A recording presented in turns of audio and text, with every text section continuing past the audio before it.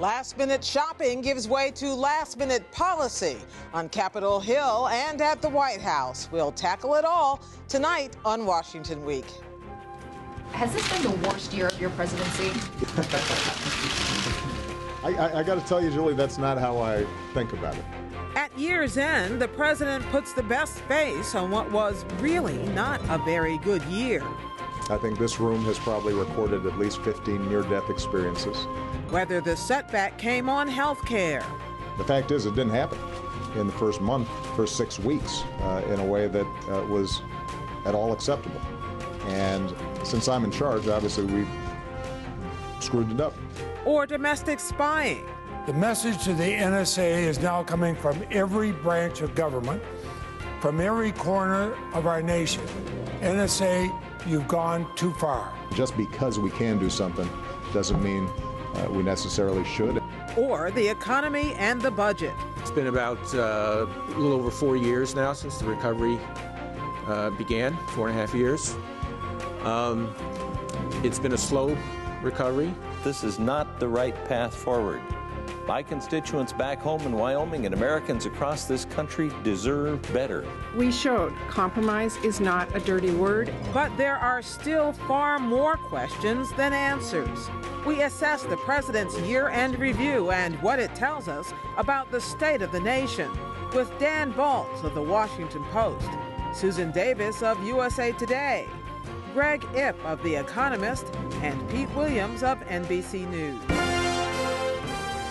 Award-winning reporting and analysis, covering history as it happens. Live from our nation's capital, this is Washington Week with Gwen Ifill. Once again, live from Washington, moderator Gwen Ifill. Good evening. As has become his custom, President Obama gave himself one final reason to look forward to a Hawaiian Christmas. He met the White House press corps for a year-end news conference. Among the topics he addressed today, the troubled Affordable Care Act, reining in the National Security Agency, and the state of the economy. But at the root of it all was a more fundamental question about Mr. Obama himself. If you're measuring this by polls, my polls have gone up and down a lot through the course of my career. I mean, if I was interested in polling, I wouldn't have run for president. I was polling at 70% when I was in the U.S. Senate. I took this job to deliver for the American people, and I knew and will continue to know that there are going to be ups and downs on it. But ups and downs seem to be the least of his problems. It's the downs which stay down, Dan. How's he doing? Well, when the first question at the press conference is, was this the worst year of your presidency, you know basically where things stand. He tried to move away from that question as quickly as he could, but there's no question that he's ending this year at low ebb. In our latest poll with ABC, he's at 43% in his approval. His disapproval is at 55%. That is the highest we have measured it. I think most importantly, if you look at where he was a year ago coming off that re-election victory, his approval rating has dropped 11 points. His disapproval has risen 13. More important, I think, in some ways, is the perception of him versus the Republicans. We know the Republicans are not particularly popular at this point either. And yet, a year ago, he had a decided advantage when people were asked, who do you think's better able to handle the biggest problems of the country? He had a big advantage on that. Today, he's even with the Republicans. Where has he lost ground? Is it on policy matters? Is it personal likability? What is it? I mean, I think it's a combination of things. He has lost ground on the question of competence because of what happened on the Affordable Care Act. He has lost ground on credibility, again, because of the Affordable Care Act and some other things. And I think that overall, at the same time, while people still like him more than dislike him, he's lost ground there too. People don't think fewer people think he is honest. Fewer people think he's a strong leader. So, I mean, there's been a kind of a corrosive effect particularly through the fall and into this last month. Now, the good news is he's no worse today than he was in November. I mean, he's stabilized, but at a low point. I don't know what the opposite of a honeymoon is, but how does this compare to what most two-term presidents are a year in? Well, he is lower than almost every other president at this point in their presidency post-World War II, except for Richard Nixon, of course, who was heading towards, resigning because of Watergate. He's actually a little bit lower at this point than George W. Bush was, and we know George W. Bush had a very bad 2005. And Presidents Reagan and Clinton were well over 50%. So he's on the low end of that. So what is the White House plan to turn it around, and do they even have a plan to turn it around? Well, they have. Are they keeping it a secret from us? Right, it's the secret plan. And him too. And him as well. The secret plan is some of what Greg will talk about. Their hope is that the economy continues to improve. They have always believed that there is a direct connection between that and his standing, and they're going to try to ride that. At the same time, I think they're looking for ways to make it appear as though he actually is in command and can do some things. He's brought John Podesta in as a counselor at the White House, in part with a portfolio to look at executive actions, things he can do without the approval of Congress to get some progress on climate change or energy or even the jobs front. When you're at a record low, the temptation among the optimists must be to say, well, it can only go up from here. But is that true? Could it actually get worse from here? I suppose it could, although I think that the country is so polarized that he has a little bit higher floor than perhaps President Bush did in his presidency. The expectation among... He's not losing as many Democrats as he's losing Republicans. Well, one place where he's fallen down in the last 2 months is with Democrats and with liberals. So he's lost some. Now, White House belief is that some of that will come back. That there was disillusionment over the Affordable Care Act, or there was disaffection because of the National Security Agency problems, and that over time they will kind of regroup behind him, particularly in a midterm election year. Speaking of which, are the congressional Democrats getting a little unnerved by all of this? Well, there's been a kind of a White House watch on the Senate. I mean, through that period when the website of the Affordable Care Act was not working, the senators were in a very foul mood and were making it very clear to the White House. They think, since the website has improved some, that fever has broken a little bit, but we'll have to see. We'll talk some more about whether the fever is breaking in Capitol Hill too in a moment. But first, we're going to turn to the NSA, the National Security Agency. First, a federal judge and then a separate review panel said the nation's top spies go too far. And the president conceded today it has hurt his government's credibility at home and abroad. In fact, there have not been actual instances where it's been alleged that the NSA in some ways acted inappropriately in the use of this data. But what is also clear is from the public debate, people are concerned about the prospect, the possibility of abuse. The president, Pete, seems to be talking about perception rather than reality. Is that all that there is to this? Well, I think very much that is what he said. He said, I wanted to see these recommendations not because I think the thing is out of control, but because the public thinks it's out of control. And more to the point, so do the people overseas, our foreign leaders, our allies, and foreign publics. And we need everybody to be on board, so let's see what we can do to fix it. It had two blows this week. Not only a federal judge who said that the program is overexpansive and is unconstitutional, but also this panel, both of whom failed to buy the main argument that the government has been making about why we need this bulk collection of phone data, which is the ability to have it all in one place, ready to go, so that if we need to quickly check a phone number of a suspected terrorist to see if they're talking to somebody in the U.S., we have instant access to it. And the judge said he couldn't find one example of where that had happened. And so did the panel. So that's got to be a main concern for the government. And that's why you heard in the little clip you played of Patrick Leahy, you now have the judicial branch and the executive branch in the form of this report saying we don't buy the main argument for the program. Now, what the recommendation says is you shouldn't end the program, but the government shouldn't gather this data. The phone companies, which already have it to send you your phone bill, should just keep it, or form a little consortium, some other thing that they form to hold it all. And then when the government wants, they ring that doorbell. But the report also says they should have to get a judge's order before they go in looking for any needles in the haystack. Can you talk a little bit about the federal judge's decision? He said that parts of this program are unconstitutional. In what respect is it unconstitutional? Well, his main thrust of his argument is to say the Supreme Court was wrong in 1979 when it concluded that people have no expectation of privacy in the phone company keeping the records of their phone calls and then giving them to the cops when the cops come to get them. What Judge Richard Leon, who wrote this opinion, said is, times have changed. We live in what he called a cell phone-centric culture. We use our phones for a lot more. We expect more protection of what we do with those phones.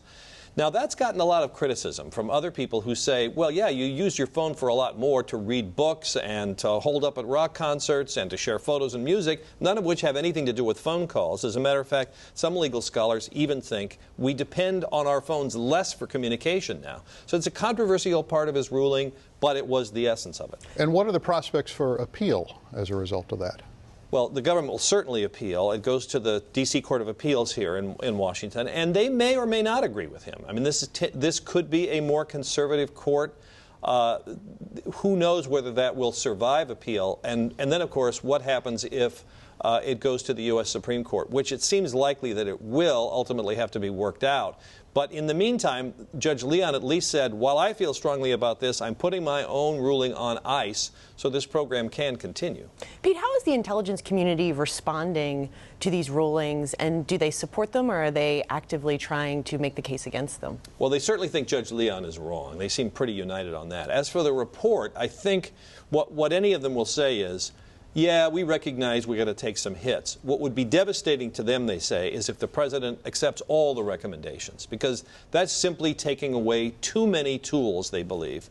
But I think there may be a strong feeling, not a unanimous one, that they should concede the phone program. Let the phone companies keep that in the name of or in hopes of preserving other parts of the intelligence community's efforts, especially the ability to look at overseas internet communications, which they frankly think are more important. I found a couple of things curious. One, that the tech CEOs came from Silicon Valley and had this big meeting in the White House, which they all kept to themselves. But the very next day, the president comes out and says, I'm going to release this, or the White House came out and said they were going to release this panel review, which we weren't supposed to see until next month. The other thing I found interesting, while everybody was looking at the president shaking hands with Raul Castro last week in South Africa, right next to him was Dilma Rousseff, the president of Brazil, who canceled his state visit because she didn't like being spied on by the NSA. So I wonder how much of what the president is doing now at this moment, why now, I guess is the question, is being pushed by these outside forces. Oh, without question, a great deal of it. And it's interesting what he said today about Edward Snowden, because he still won't buy into the idea that Edward Snowden did us a favor. But what he's saying is now that it is out there, we do have an obligation to make things more public, which is one of the things the report says. Let the internet and phone companies disclose what kind of things the government is asking for. But on the foreign collection, yes, one of the things the report says is let's not have the intelligence community decide which foreign leaders we're going to spy on. Let the president decide that when he thinks it's the right time. And to be clear, he resisted the opportunity today say he would grant amnesty or any kind of absolution to Edward Snowden. Right. Yeah, okay. Thank you. The president gave mild kudos today to the House and the Senate, which managed in its final days to pass before vacation, not its final days. If only. Not quite. To pass a budget, approve a defense spending bill, and confirm a number of his executive and judicial branch nominees. So what did Congress get done, and what did they leave undone, Sue? Not in their final days. 2013 is an interesting year for Congress in that it has been the least productive legislative year on record. That's shocking.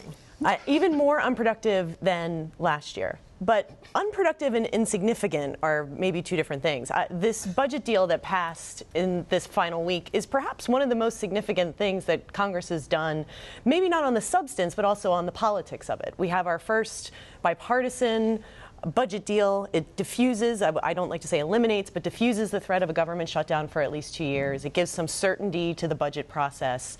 And it was, as Patty Murray said, something that would heal the wounds of the Congress. There was this idea that a divided Washington cannot get anything done, and to end the year on a note in which they get something done may perhaps set a positive tone for what may come in 2014. there's a lot to do. Congress is only gone for 2 weeks. They come back. First order of business is they need to confirm Janet Yellen as the next Federal Reserve Chairwoman. They still have an ongoing fight in the Senate over the filibuster rules changes that has really soured the mood in there.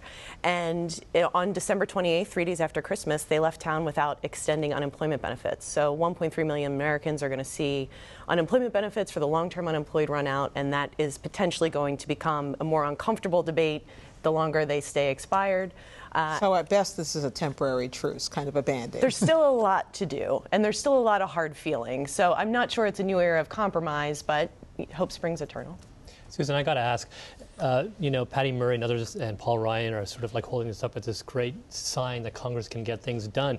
But isn't there kind of a contrast between the style, which looked good, and the substance? I mean, when you actually look at the details of what does this tell us about how much of meaningfully can get done on the budget, especially?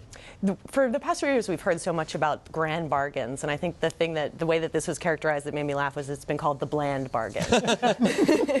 It's really not. I mean, it's a substantially small deal. It does not radically change any of our budget policy, nor does it really answer the tough questions about the deficit and spending and taxes. But it does at least clear the air a little bit and give time to maybe try and put together more substantive long-term resolutions to these questions without the constant threat and brinksmanship politics. But it is far more significant politically for what it was than what it was substantively for what it's going to do for the fiscal portrait of this country. The president talked several times at the press conference today about immigration, which is still one of the big undone issues sitting on the table. Does this bipartisan agreement tell us anything about the prospects for getting immigration done, and what are the prospects? I think it does. I think when you ask lawmakers, particularly ones that would like to see an immigration bill, the fact that it has sort of eliminated the threat of this brinksmanship almost frees up some bandwidth in this Congress to work on other issues. And immigration is the one prevailing domestic issue hanging over the 113th Congress. There are some encouraging signs. House Speaker John Boehner recently hired a new staffer to come on who is known for their work on immigration reform, which was seen as sort of a signal that he's not kidding when he says he wants to do this. I think both parties have a political benefit in maybe getting something done before the midterm elections, but it's going to be very difficult, and I don't think you can underestimate the opposition, particularly among House Republicans, to doing any kind of comprehensive immigration bill next year. Are we still at the fiscal cliff? Can we still see over the edge? And is a shutdown completely off the table now? It's not completely off the table, but for practical purposes, it still is. They still have to write these spending bills that they still have to pass. They just agreed to how much they should spend. And we also have another debt ceiling coming up. And the debt ceiling is suspended through February. It could go as late March, perhaps, the Treasury Secretary said this week. And House Republicans, including Paul Ryan, who crafted this bargain, and Mitch McConnell have said, we're going to want something in exchange for this vote. We just don't know what it is yet. And some of the Republicans who crossed the aisle to support the Democrats just happen to be, retiring. So there was a little room for them to do that. How much is the health care debate poisoning everything else that happens or might happen or might not happen? Opportunities that especially Tea Party Republicans see to stick to the president on. I think it's playing out much more in political races than it is on Capitol Hill. There's not much legislatively that Congress is doing right now about health care. Now it's about implementation, it's about selling it, it's about messaging. And members of Congress certainly play a significant role in doing that in the grassroots level and in their districts. I think the Democrats have been hugely disappointed about the rollout. And as Dan said, I do think it has sent some fear through the ranks, and I think that it has spent some anger towards the White House. But I think that they're hopeful that if the website can turn around and implementation numbers hit their marks come spring, they'll be singing a different tune. And they'll at least be able to change the subject. Exactly. Which is what they desperately would like to do. Exactly. Thanks, Sue. It's not an accident that the president started today's news conference by boasting of the recovering economy. 2 million jobs created this year, the lowest unemployment rate in 5 years, and just this month, 500,000 people enrolled in that troubled health care exchange program that got off to such a horrible start. So is he right that things are getting better, or is there something else that might be going on, Greg? Well, he's right that things are getting better. In fact, it's no mistake he started the press conference that way, because as he spoke, the Dow Jones Industrial Average was tramping its way to yet another record close. In fact, it'll be the best year since 1998 for the stock market. Did it stay up as he spoke? I didn't watch it minute by minute, but it still managed to hang on enough to close at another record. And so, yeah, the numbers don't lie. There's enough evidence to suggests that the economy is ending the year on a bit of an upswing. As you mentioned, a lot of jobs being created, the unemployment rate coming down. This morning we learned that the GDP grew at a 4.1% annual rate in the third quarter, the fastest in 2 years. A lot of other things starting to look good. It goes without saying that we have been all hoping for a strong recovery and we keep not getting it, but I think the numbers are lining up in such a way that, yes, next year could be, as the president says, the breakthrough year. Ben Bernanke put it differently this week at his final press conference. He said he could see the whites of the eyes of the economy. I'm not certain what kind of revolutionary term metaphor that was. We're clearly fighting the economy. But we're clearly fighting the economy. He's a monetary historian, not a military historian. But he was making the point that things have gotten better enough that it was okay for the Fed to ease off the pedal. Right. In fact, ordinarily, when the Federal Reserve starts to withdraw some of the punch in the punch bowl, you start to get a little bit worried. But in this case, the stock market actually reacted euphorically. And I think that in some sense vindicates Bernanke's policy of pumping so much stimulus into the economy to the point that the economy no longer needs it. It's growing on its own. And he said, I'm very glad that we were able to finally wind down this very aggressive program of de facto printing money in order to buy bonds, because it finally worked. That doesn't mean that suddenly they're going to start raising interest rates or tightening things up. Inflation is still too low. Unemployment is still too high. They've said they'll keep rates at around zero, probably until around 2015.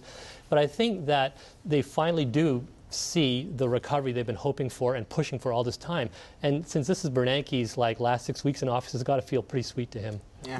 How different would Yellen be if she is in fact confirmed? So, now today the Senate actually voted to proceed to a confirmation vote, which will take place in the first week of January. It looks like a done deal that she will be confirmed. This looks like it could be the least eventful transition of Fed chairman ever. Not only is she a known quantity, but she's been at Bernanke's side for the last few years. And in fact, Bernanke was asked in his press conference, did you consult closely with Janet Yellen about the decision to pull back on the bond buying and to wind it down over the next year? He said, yes, we consulted very closely. He's been consulting very closely with her for a very long time. It will be very hard to see any daylight between the policy that she pursues in 3 months' time and the policy he pursues. Greg, there seems to be some disconnect in that the White House in the beginning of the year warned that the sequester would be really devastating to the economy. There was warnings during the shutdown that would have tremendous impact on the economy.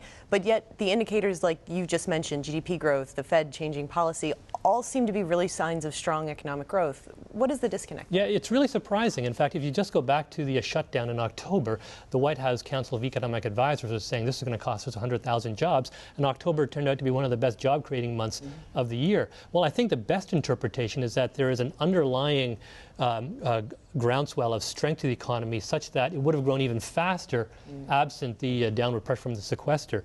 So, for example, the CBO, as the Congressional Budget Office, estimates that we would have grown 1.5 percentage points faster this year. Instead of 2 and a bit, we would have grown 3 and a bit percent absent all that fiscal restraint. That's one of the reasons you can be relatively optimistic about next year. Is it's not so much that a lot of great things are happening, it's that we're not constantly kicking the economy in the shins like we have for the last few years.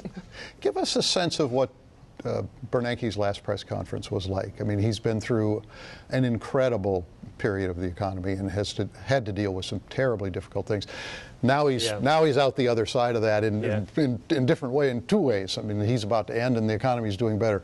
What did he seem like? Well, some of us thought that he might have been a little lighter in his step as he came into the room. How could you tell? Exactly. Yeah. I don't know, but another thing is that it was actually a rather long press conference. It went about 15 or 20 minutes longer. It's not normally the sort of thing that a person who doesn't enjoy being grilled like this tends to do. But he was asked to reflect a bit on the last 8 years. You know, he was a monetary historian before he took this job, and so he was asked, how do you think future historians will look back on your tenure? And he talked about how the Fed returned to its roots as a lender of last resort, saving the economy from financial crisis. He talked about how it will be interesting to see how people think about how they coped with the limitations of what do you do to help an economy when your main tool, the short-term interest rate, is at zero.